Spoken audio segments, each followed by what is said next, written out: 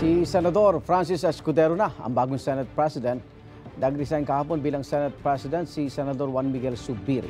Matapos daw tumiwalag ang kanyang mga kasama. Hindi naman direktang tinukoy ni Zubiri kung sino ang makapangyarihan na hindi kontento sa kanyang trabaho. May unang balita si Mab Gonzalez. Be independent. Today, I offer my resignation as Senate President of the Republic of the Philippines. Halos 2 taon mula nang maupong Senate President noong July 2022, nagbitiw sa posisyon si Senador Juan Miguel Zubiri. I have never dictated my position on any of you. You know that. I've always supported your independence, which is probably why I face my demise today. I failed to follow instructions from the powers that be. Nagbitiw din sa pwesto ang mga may hawak na posisyon sa liderato ng Senado, gayon din sa mga komite. I pledge my full support to those who will carry our mission forward. I hereby tender my resignation as Senate President pro tempore to allow the new leadership to organize its committees and leadership.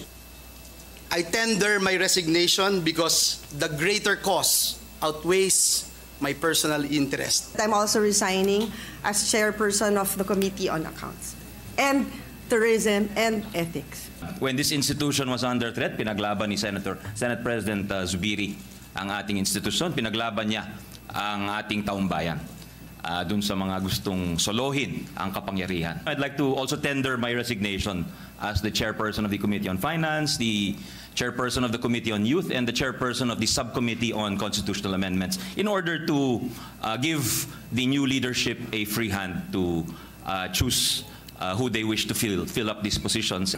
I would like to resign, of course, to give the new leadership a free hand. I have put myself on the line to shield the Senate from all attacks, particularly from efforts to diminish the powers of this institution as the country's last bastion of democracy.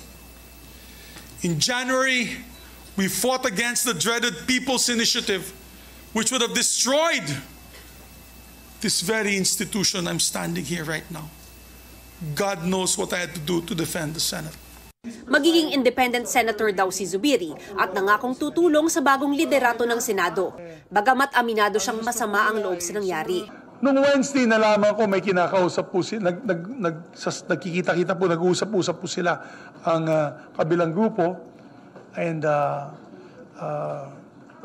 yun, nag-umpisa na po. So, nagbabantayan po kami nung weekend and medyo masama ang loob ko dahil meron pa mga nagte-text sa akin, we're with you, full support po kami. Kami po ay, 100% sa iyo. Wala pang isang araw, wala lang nagawa. Ang hirap talaga maging politiko. Palagay ni Zubiri, nagsimula sa usapin ng charter change, lalo lang daw ito tumindi dahil sa PIDEA leaks hearings. Maraming nagsabi sa akin, alam mo, tigil mo ng mga hearings, ganito, ganyan. Mahirap na magsalita. Ang sa akin lang is, I must have ruffled other people's feathers from my independent stance of the Senate. People's Initiative pa lang, nung hindi po tayo sumang-ayon sa People's Initiative, dyan po na nag-umpisa eh. Hindi tayo sumang-ayon sa kanilang timelines, charter change. Dyan ko din naramdaman na medyo may mga sama ng loob. At mahirap dahil ang akin naman ay gusto ko lang po manatili ang independensya ng ating institusyon ng Senado. So, I saw it coming.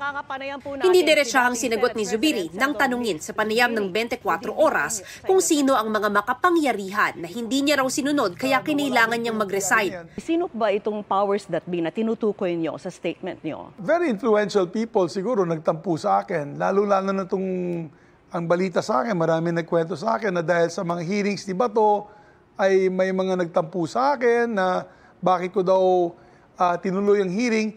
When you say powers that be, are you referring to the President, to the First Lady? I don't want to make guesses, but people that are influential enough to secure the votes. Alam mo, nung Sabado, ang dami nagte-text sa akin, may suporta, full support. Pagkatapos ng 24 oras po, paggising ko, di na sumasagot sa akin. Kaya, alam mo, medyo heartbroken po ako sa mga pangyayaring ito. Does the President still enjoy your support at this point? That's for another discussion. Pakiramdam daw ni Zubiri na pagitnaan siya ng mga nag-uumpugang grupo. Sinuportahan daw niya ang unit team pero nang magkaroon aniya ng hatian, naipit siya sa gitna. Dati na niyang nabanggit ang hinanakit daw sa kanya ng iba't ibang grupo sa pagdinig sa Senado tungkol sa PIDEA leaks noong May 13. Binabatikos ako ng iba't ibang grupo. I'm neither here nor there. Galit sa akin yung Duterte group, galit sa akin yung Marcos group. Galit sa akin yung Duterte group dahil nagpalabas po tayo ng warrant of arrest against Pastor Kibuloy. Tapos, galit din yung Marcos group sa akin, yung mga loyalists, dahil daw pinayagan kita mag-hearing. Kasunod ng pagbibitiw ni Zubiri, ni-nominate si Senador Chis Escudero bilang bagong Senate President. At dahil walang ibang nominado, panalo si Escudero by acclamation. Si Senator Jinggoy Estrada naman ang bagong Senate President pro tempore at si Senador Francis Tolentino ang bagong Majority Leader. My hats off to you, Senate President Zubiri. I salute you and I hope I will make you proud. Walang my team, walang your team para sa akin. Walang SP Migs, wala ring Cheese para sa akin. Ang tingin ko sa bawat isa sa atin ay mga miyembro ng nag-iisang Senado. Sabi ni Zubiri, sana wag magpa-pressure ang bagong liderato at panatilihing independent ang Senado. Pagdating naman daw sa issue ng Chacha, Goodbye, Chacha. Nag-resign na si Chani Angara, nag-resign na po siya. Wala na, we had to cancel, well, it's all canceled. Alam niyo naman si Senator Escudero, anti-Chacha, so, di ba? Openly is anti-Chacha, so I hope the people that supported him know that. As far as we're concerned, the Chacha this week is dead. We will discuss it on the part of the majority, but you know my position. And I have no plans of changing my position. So, does that mean you're saying Chacha? Meron ba ngayon? ito ang unang balita. Mav Gonzalez para sa GMA Integrated News. Igan, mauna ka sa mga balita. Mag-subscribe sa GMA Integrated News sa YouTube. Sa mga kapuso abroad, subaybayan nyo kami sa GMA Pinoy TV at sa www.gmanews.tv.